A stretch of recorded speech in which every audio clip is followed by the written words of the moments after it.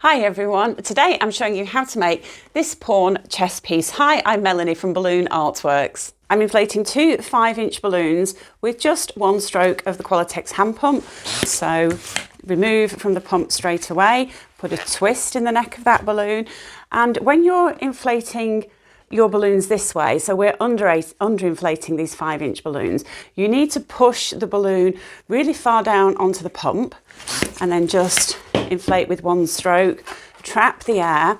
And the reason for pushing far down onto the pump is it brings the shine out. You get this nice round shape and it brings the shine out in the balloon. Wrap the two necks over one another, wrap around and tie. Okay, and make another one of these. Take your two duplets together, place them on top of one another and just swap two of the balloons around, one from each duplet, and they connect together at the centre. Take another pair of 5-inch rounds, and this time we're inflating with two strokes of the hand pump. 1, 2, straight off the hand pump, otherwise you will lose air through the hand pump. Put a twist in the neck just to trap the air. That's going to save us tying a knot. 1, 2.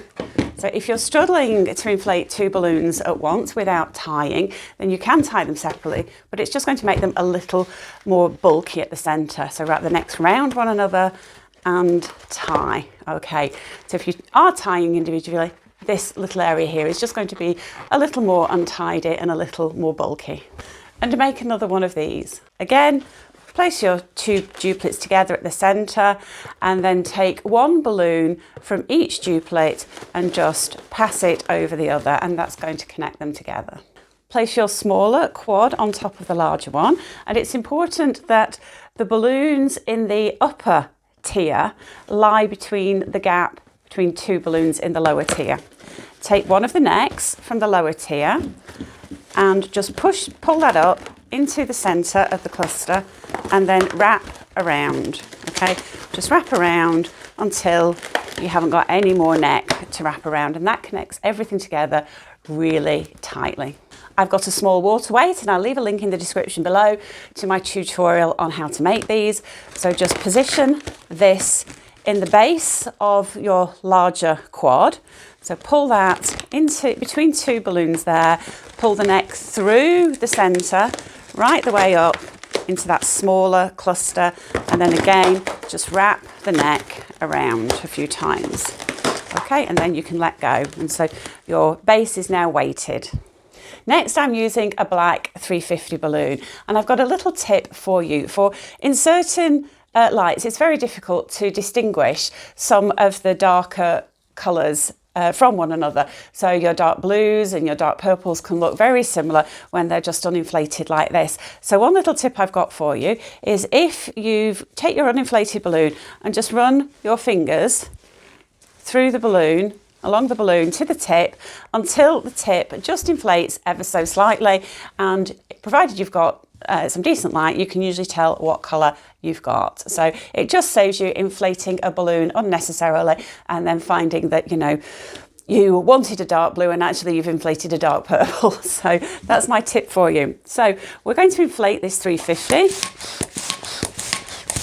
We don't need all of it. So I want to inflate a section that is about 10 inches. So I'm happy at that, and I'm just going to tie that off and then twist a section here, snip off the end. So if you want to, you can save that for later. The tips are quite often useful for things like noses, bare noses, that sort of thing.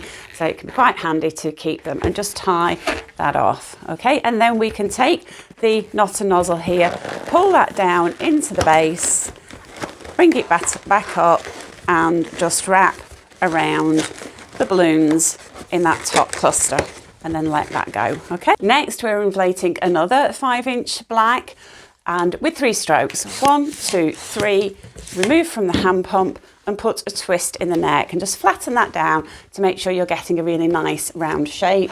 And then you can take the top of your display and just wrap that neck and nozzle around one another, and you can tie this 5-inch balloon directly to the body of the pawn chess piece.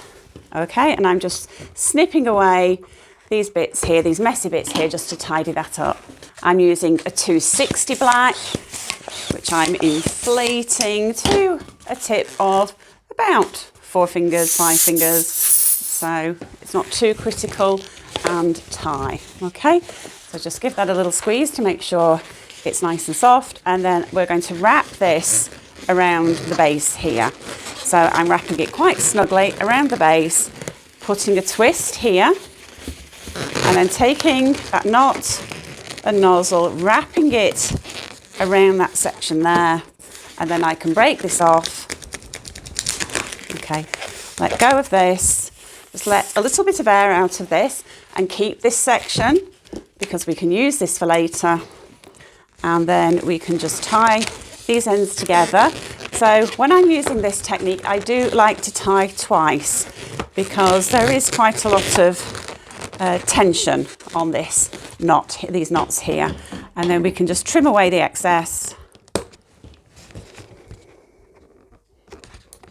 Tidy that up a little bit. And then you can take the rest of your 260 and wrap that around this top section here. So again, quite snugly, wrap that around, twist, pass the knot and nozzle through the centre of that twist you've just made, snip off the end, let the air out, and then we can tie, and again, tie 2 knots.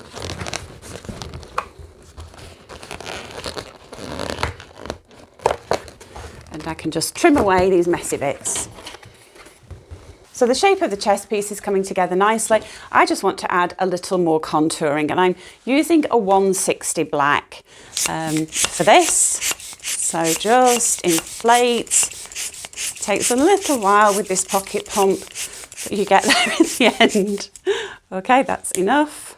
And let a little bit of air out just to soften, and then tie. Okay, so I want the base of the chest piece to slope a little bit more, so I'm just going to place this on top here, and in exactly the same way we added this 260, I'm doing the same thing here. So just wrap that round a couple of times and then break off